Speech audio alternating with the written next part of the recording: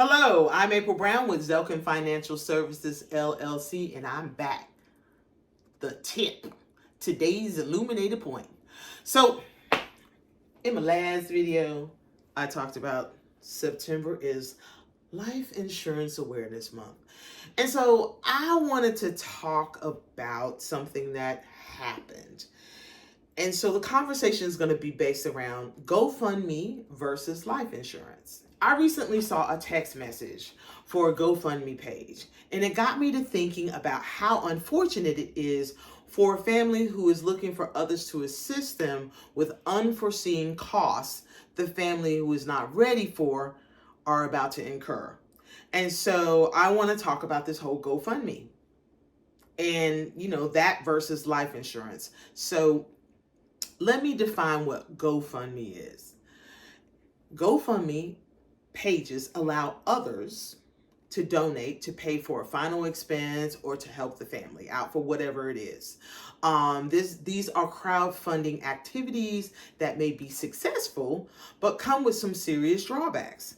The family left behind is asking others to fund, adding stress for that one whose life is at their most challenging time. And so when you throw the GoFundMe out, most people are grieving and then they're trying to figure out how to do X, Y, and Z. And they're like, okay, we'll do this, and this will help. So life insurance, which is a far more effective way to ensure that your loved ones have the resources that they need if you suddenly pass away.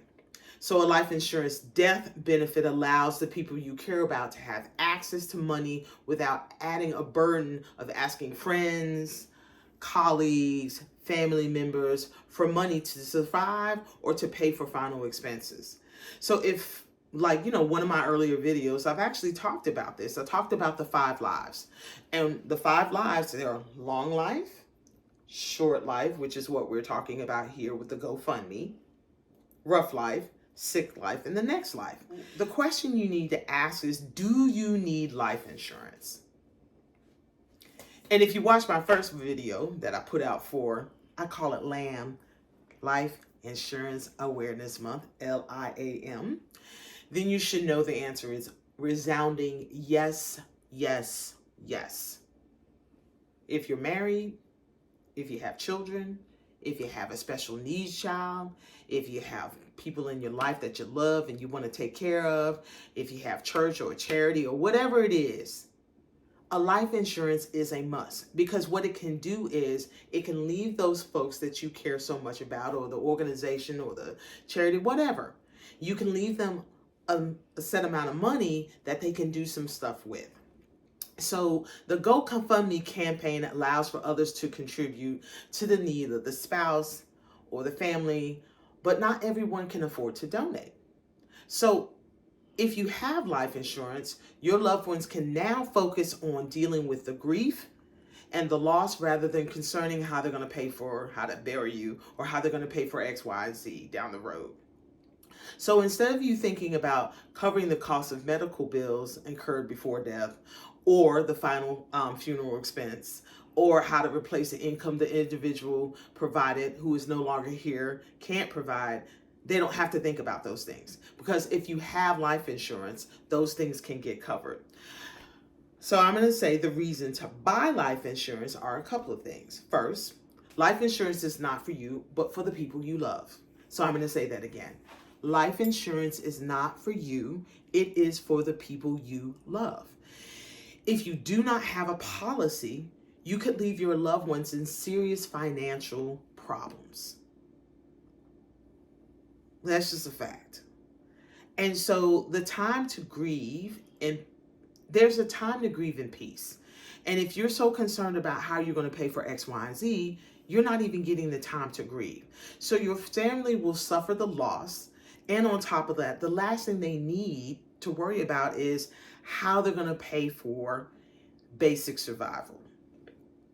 So if you have a policy in place, it gives them time and the resources they need to grieve and move forward without financial trouble.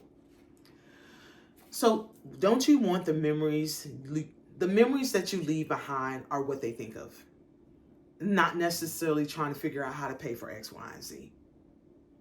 And when you're having to figure out how to pay for X, Y, and Z, mortgage, how you going to pay for Johnny to go to school, how you going to pay for Devon, to continue football, whatever it is, that creates many challenges for the person who's been left behind. And so I think about somebody I knew whose sister's husband passed.